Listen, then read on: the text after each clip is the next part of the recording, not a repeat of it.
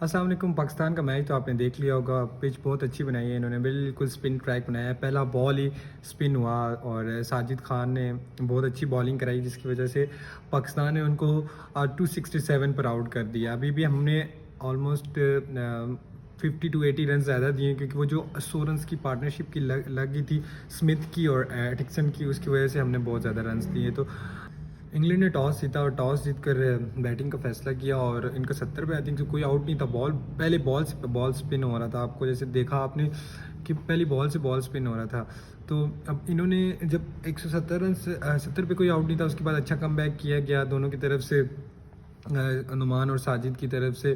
زاہد محمود نے تو بہت ڈسپوائنٹڈ کیا, ہمیں بہت زیادہ ڈسپوائنٹڈ کیا کیونکہ ہمیں محسوس نہیں ہو رہا تھا کہ بھئی, ہمیں ایسا لگ رہا تھا کہ زاہد محمود کچھ نہ کچھ لازمی کریں گے, لیکن زاہد محمود نے بہت ڈسپوائنٹڈ کیا. ان کو کٹ بھی پڑی, ان کو اسمتھ نے اتنے بڑے بڑے چھکے مارے, کرسٹن نے اتنے بڑے چھکے مارے, لیکن بعد میں اسمتھ کی وکٹ زاہد محمود نے لی, لیکن ہماری اسپن ساجد اور نعمان نے کام کر دیا بہت اچھا. آئی بلیو دیٹ 267 تھوڑا زیادہ ہے لیکن 267 پہ روک سکتے تھے, لیکن اس کے بعد جب پاکستان کی باری آئی تو وہی گندہ کر دیا. عبداللہ شفیق, اللہ کا واسطہ بس کر دیں آپ یار, آپ نے بہت کر لیا. اتنا نہیں ہو سکتا, جتنے ہم چانس عبداللہ شفیق اور سائم ایوب کو دے چکے ہیں اتنے ہم کسی اور کو دیتے تو اس ٹائم وہ بہت بڑا پلیئر بن گیا ہوتا. مجھے بھی اچھی طرح یاد ہے کہ بابر اعظم کو 8-9 میچز میں چانس دیے تھے تو اس کے بعد وہ گڈ ہو گیا تھا اور گڈ ٹو گو ہو گیا تھا ٹیسٹ کرکٹ میں اور اسکور کرنے شروع ہو گیا تھا. لیکن اب سائم ایوب کو اور عبداللہ شفیق دونوں کو دیکھنا پڑے گا کیونکہ ہریرا پیچھے بیٹھے ہوئے, ٹھیک ہے.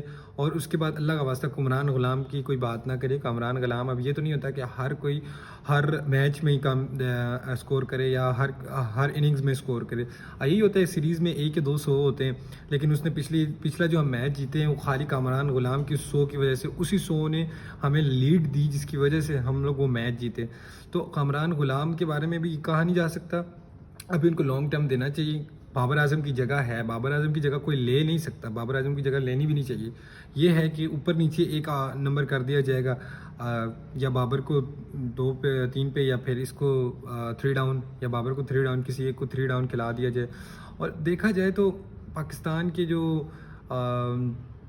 بالرز تھے انہوں نے بہت اچھی بالنگ کی ہے, انہوں نے بہت اچھی بالنگ کی. اب انڈیا نے بھی آج دیکھا آپ نے اشون نے کتنی اچھی بالنگ کی ہے. اسی طرح پاکستان نے دیکھیں, جس نے بولا تھا کہ ہمیں اسپن ٹریک بناؤ اور چٹی چمڑی کو پھنسا لو, تو یہی ہوا کہ چٹی چمڑی کو پھنسا لیا گیا, اسپن ٹریک بنا اور چٹی چمڑی پھنس گئی.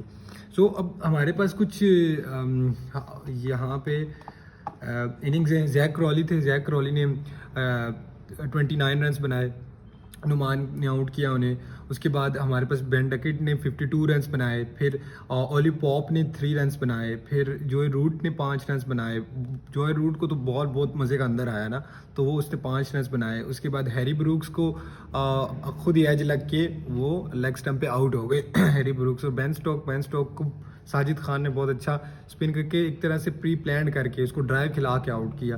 پھر اس کے بعد ایک پارٹنرشپ سٹارٹ ہوگی اسمتھ کی اور ایٹکسن کی, ایٹیکسن, ایک تو نام بھی ان کی اتنا عجیب سا, ایٹیکسن کی پارٹنرشپ شروع ہوگی. اسمتھ نے 89 رنز بنائے اور 89 رنز وہ بھی آئی بلیو دیٹ کہ اس کو 100 کرنا چاہیے تھا, اس کا حق تھا 100 کا اور وہ بنا سکتا تھا 100, اس کو ضروری تھا 100, مطلب اس کو بنانا چاہیے تھا 100, کیونکہ جتنی اچھی اس نے باری کھیلی, جتنے بڑے بڑے چھکے اس نے مارے, اور بہت مطلب زائد کو تو اتنا رگڑا کہ آپ سوچ بھی نہیں سکتے. اس کے بعد 39 ایکسٹن نے بنائے, پھر اس کے بعد ریحان احمد نے 9 رنز بنائے, جیک لیچ نے 16 بنائے, اور شعیب بشیر نے ہمارے کیا کہتے ہیں 1 رنز بنایا. ہماری طرف سے 6 وکٹ گبر نے لی. Gabbar is back. اگر آپ صحیح بات ہے, پاکستان کو کرنا بھی یہی چاہیے, دنیا ساری یہی کرتی ہے. ہم انگلینڈ میں جاتے ہیں تو ہمیں سیمنگ ٹریک ملتا ہے, ہماری تو یہاں پہ تو پھٹا پچیں یا پھر اسپن پچیں ہونی چاہیے, لیکن وہاں پہ ہمیں سیمنگ ٹریک, کلاؤڈی ویدر, سارا کچھ ایسا ملتا ہے, تو ان کے جو پیسرز ہوتے ہیں ان کو فائدہ ہوتا ہے. تو اسی طرح کرنا بھی یہی چاہیے ہمیں.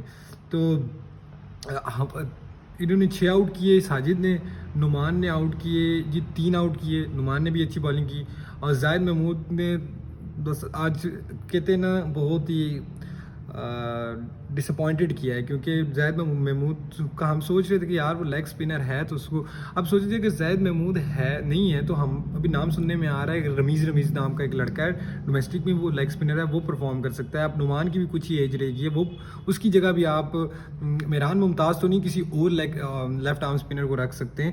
اب واشنگٹن سندر کو رکھا ہے اس نے انڈیا نے اشون کے ساتھ، اس لیے نہیں، انہیں پتہ ہے کہ اشون کا اینڈ چل رہا ہے، تو اس کے بعد تو کسی نہ کسی نے جگہ لینی ہے، تو انہوں نے وشندر سندس صاحب کو رکھا ہے، اور وہ انشاءاللہ وہ بھی میرا خیال ہے کہ اپنا کام کر رہے ہیں.